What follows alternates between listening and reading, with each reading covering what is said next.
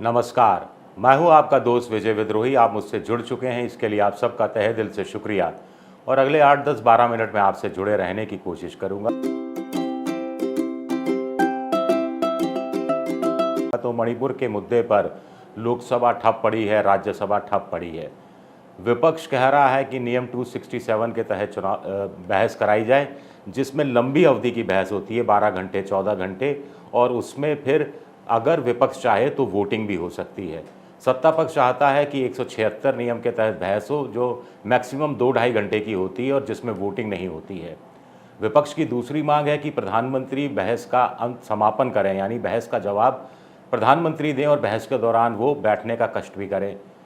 सत्ता पक्ष का कहना है कि ये सत्ता पक्ष तय करेगा। स्पीकर भी उनके साथ मिल गए हैं, इसी बात को आगे बढ़ा रहे हैं कि सत्ता पक्ष तय करेगा और अमित शाह, गृह मंत्रालय उनके पास है, जिसके अंडर में ये कानून व्यवस्था आती है, तो वो जवाब देंगे। अब आप कहेंगे कि विपक्ष क्यों अड़ा हुआ है कि प्रधानमंत्री ही बहस का जवाब दे। इसके पीछे विपक्ष की राजनीति क्या है और उधर मोदी क्यों अड़े हुए हैं कि वो जवाब नहीं देंगे। मोदी जी के पास इतना समय है कि वो इंडिया जो बना है, विपक्ष का गठबंधन, उसका मजाक उड़ाएं, उसका उपहास उड़ाएं कि साहब इंडिया नाम रखने से कुछ नहीं होता, काम करना पड़ता है। लेकिन खुद एनडीए का विस्तार करेंगे तब ये सारी बातें नहीं करेंगे। लेकिन चलिए मुद्दे पर आ जाते हैं। विपक्ष जो काम कर रहा है, जिस रणनीति पर काम कर रहा है कि प्रधानमंत्री को मजबूर किया जाए कि किसी भी कीमत पर वो सदन में बोलें, इसके पीछे 3 मकसद हैं। 3 मसलों पर, 3 मामलों में वो प्रधानमंत्री को धोबी पाड़ देना चाहता है। एक कानून व्यवस्था के मामले में, दूसरा महिला कल्याण के मामले में, और तीसरा जो प्रधानमंत्री का आजकल जो सबसे प्रिय नारा है, डबल इंजन की सरकार का। तो ये 3 मुद्दे प्रधानमंत्री मोदी के वो फेल करना चाहता है। मोदी जी भी इसे समझ रहे हैं, वो अलग बात है। विपक्ष ये समझ गया है कि ये 3 मुद्दों की मैं बात करूंगा, लेकिन उससे पहले विपक्ष ये समझ गया है कि चौकीदार चोर का नारा नहीं लगा। अडानी अंबानी भाई हैं और बीजेपी के मोदी जी के भाई हैं, ये नारा नहीं चला। अडानी अंबानी की सरकार, ये नारा नहीं चला। और उसके अलावा भी कुछ और कांग्रेस ने और विपक्ष ने नारे लगाने की कोशिश की थी। जांच एजेंसियों का दुरुपयोग करती है बीजेपी, नहीं चला। कांग्रेस की सरकारें दूसरी विपक्षी पार्टियों की सरकारें तोड़ती है बीजेपी, नहीं चला। हिंदू मुसलमान करते हैं मोदी, नहीं चला। तो ये सब कुछ नहीं चला। लेकिन अब जब विपक्ष एक हुआ है, एनडीए के सामने इंडिया के रूप में खड़ा हुआ है, तो इंडिया मिलकर अब 3 मुद्दों पर, या हम कहें कि राहुल गांधी एक बार से 3 बार चित कर देना चाहते हैं नरेंद्र मोदी को। पहला है कानून व्यवस्था के सवाल पर। मणिपुर का सवाल इसीलिए उठाया जा रहा है बार बार कि मणिपुर के बहाने वो देश भर में ये नैरेटिव स्थापित करना चाहता है इंडिया कि मणिपुर राज्य सरकार की विफलता है, मणिपुर मोदी सरकार की विफलता है, दोनों बीजेपी सरकारों की विफलता है, यानी कानून व्यवस्था के फ्रंट पर मोदी सरकार फेल है। दूसरा, वो ये बात समझाना चाह रहे हैं पूरे देश भर में कि ये बॉर्डर के इलाके हैं, ये राज्य सीमावर्ती इलाके हैं, सेंसिटिव राज्य हैं, और राष्ट्रवाद की बात करती है बीजेपी, लेकिन बॉर्डर के इलाकों में बीजेपी फेल है, मोदी सरकार फेल है। राष्ट्रवाद के मामले पर मोदी सरकार फेल है। तो ये मकसद है, छोटा छोटा करके मैं आपको बता रहा हूँ। और इसके साथ साथ ही वो आदिवासी का भी मसला है। 9% आदिवासी है देश में, कुकी आदिवासी है मणिपुर में।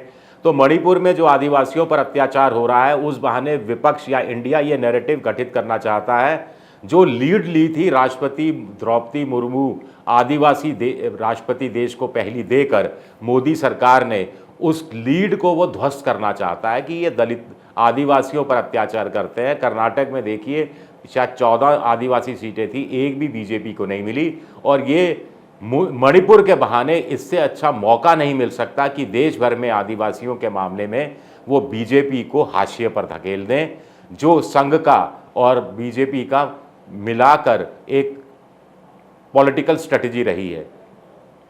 एक दूसरा मुद्दा है डबल इंजन की सरकार। मोदी जी कहते हैं हिमाचल में पिट गए, कर्नाटक में पिट गए, वो अलग बात है, लेकिन हर जगह वो कहते हैं डबल इंजन की सरकार होगी, कहीं कहते हैं ट्रिपल इंजन की सरकार होगी। तो अब राजस्थान, मध्य प्रदेश, छत्तीसगढ़, तेलंगाना, मिजोरम और उसके बाद भी जो राज्यों में चुनाव होंगे, लोकसभा चुनाव से पहले या लोकसभा चुनाव के साथ साथ, वहाँ बीजेपी मोदी इसी मुद्दे को भुनाएंगे और मणिपुर के बहाने पूरे देश में इंडिया नैरेटिव स्थापित करना चाहता है कि ये डबल इंजन की सरकार सब बेकार फालतू बातें हैं, इनका डबल इंजन पटरी से उतर चुका है, या डबल इंजन लगा भी है तो एक इंजन इधर खींच रहा है ट्रेन को, एक इधर एक इंजन इस तरफ ट्रेन को खींच रहा है और कहीं ट्रेन आगे बढ़ती हुई दिखाई नहीं दे रही है। तो डबल इंजन की सरकार के नारा को विफल मणिपुर के बहाने किया जा सकता है। तीसरी सबसे बड़ी चीज़ है, मणिपुर के बहाने महिला कल्याण की बातें जो प्रधानमंत्री मोदी बढ़ चढ़ कर बोलते रहे हैं उसको ध्वस्त किया जा सकता है। जनधन योजना, महिलाओं के लिए शौचालय, महिलाओं के लिए गैस की जो योजना थी, प्रधानमंत्री आवास योजना और उज्ज्वला स्कीम, उजाला स्कीम, अब हर घर नल के लिए जल स्कीम, इसके तहत, और 3 तलाक का मामला, मोदी जी ने महिलाओं में एक खास जगह बनाई है, खास पैठ बनाई है। लेकिन पहला ब्रिजभूषण शरण सिंह का मामला हो गया जिसमें मोदी जी चुप रहे, महिला पहलवान सड़क पर बैठी रही, रोती रही, उन पर लाठीचार्ज होता रहा, उनको तांगा टोली कर जेल में बाहर ले जाया गया और उनके धरने स्थल को टेंट फेंट सब उखेड़े गए, लेकिन मोदी जी चुप रहे, एक तरह से अपने सांसद का बचाव करते रहे। और अब मणिपुर में जो 2 महिलाओं को नग्न करके घुमाया गया और उसके बाद जो बीजेपी का रिएक्शन रहा, जो मोदी का रिएक्शन रहा कि उस मामले की गंभीरता को कमज़ोर कर दिया राजस्थान और छत्तीसगढ़ से कंपैरिजन करके। तो इस मामले में, महिला कल्याण के मामले में जो बीजेपी ने, मोदी सरकार ने, मोदी जी ने लीड ले रखी है, व्यक्तिगत लीड ले रखी है, उसको ध्वस्त करने का इरादा है राहुल गांधी और उनकी टीम इंडिया का।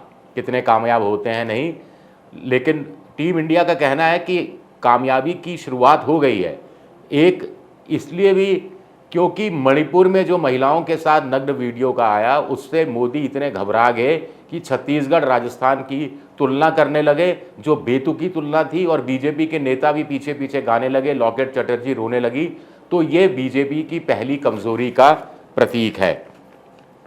दूसरा, विपक्ष को लगता है या इंडिया को लगता है कि ये मणिपुर के बहाने ये 3 मसले उठाए जाना ज़्यादा ज़रूरी है, क्योंकि दूसरे किसी मसले को उठाएंगे, मान लीजिए भ्रष्टाचार की बात की, जांच एजेंसियों के दुरुपयोग की बात की, सरकार गिराने वाली बात की, तो मोदी के पास ऐसे दर्जनों बहाने मिल जाएंगे जो कांग्रेस की सरकारों या गैर बीजेपी की सरकारों ने अपने अपने राज्य में कभी ना कभी ऐसा कुछ किया होगा, तो वो काउंटर करने में कामयाब हो जाएंगे।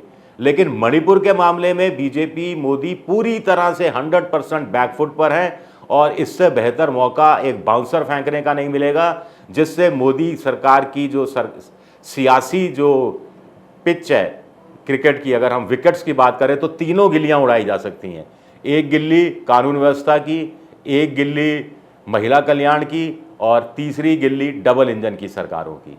लेकिन इसमें एक पेच भी है, इतना ज़्यादा जोर इंडिया अगर देगा कि मोदी जी बोले, मोदी जी बोले, मोदी जी बोले, तो बीजेपी या आम जनता के बीच में इस धारणा को ले जा सकती है कि इंडिया का मकसद तो मोदी को झुकाना है, इंडिया का मकसद मणिपुर की आग को जो जल रही है उसको बुझाना नहीं है। तो ये एक खतरा है जिसका पेंच मुझे लगता है या तोड़ विपक्ष को, इंडिया को निकालना होगा। शुक्रिया मेरा ये वीडियो देखने के लिए। पसंद आए तो लाइक कीजिए, सब्सक्राइब कीजिए, शेयर कीजिए और ये जो घंटी जैसी आकृति है बेल आइकन दबा दीजिए ताकि नया वीडियो आए तो तत्काल आपको जानकारी मिल जाए।